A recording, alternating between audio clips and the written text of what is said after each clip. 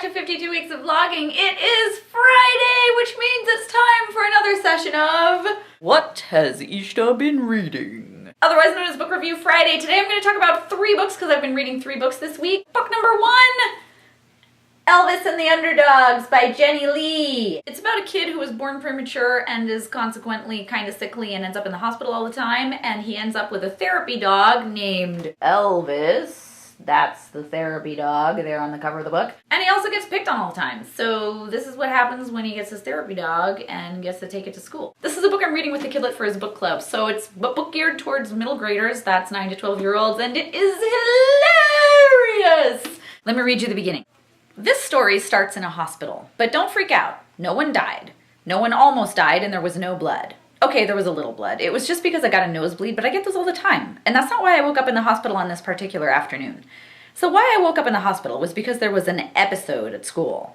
And by episode, I mean I passed out and hit the floor. Hard. Obviously, since I was the one who passed out, I didn't see what happened. But if you believe the rumors, any of the following may or may not have happened in the hallway.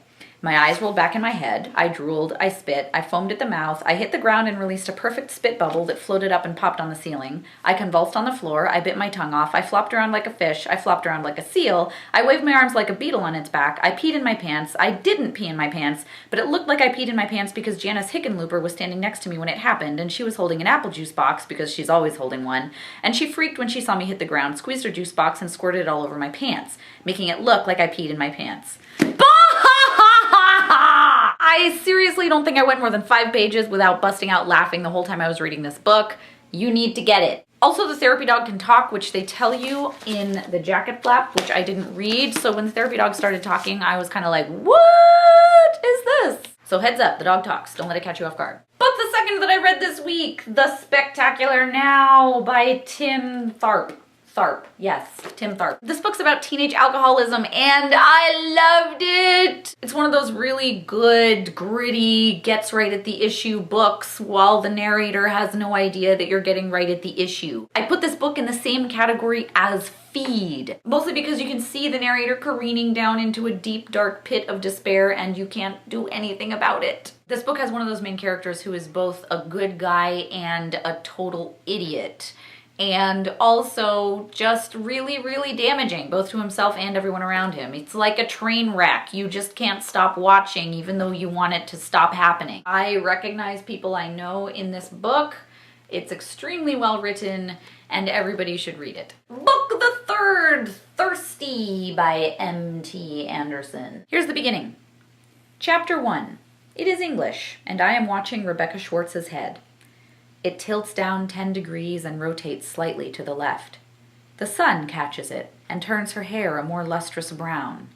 Her hand is moving across the page and loopy letters are following her pen. I'm transfixed by this, even though I'm supposed to be charting the syntax of a sentence about why people become flight attendants.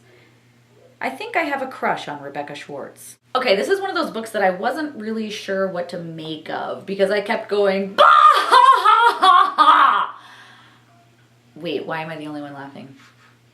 Was he serious? It's so full of campy stuff, dry humor, and sarcasm that I'm never sure if the author is making fun of the narrator or just portraying an honest narrator. And books that have me on the fence like that have me feeling a little queasy and uneasy. Like, I don't know where I stand with you, book. Just lay it out for me. Be honest. Tell the truth. There is some really good coming of age stuff in here, and it's a vampire book that's not your typical vampire book. So if you hate vampire books, definitely get this one because you will love it.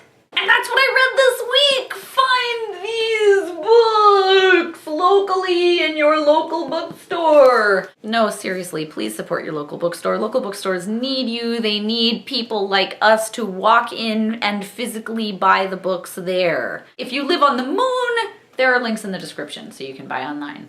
Thanks for watching. See you tomorrow.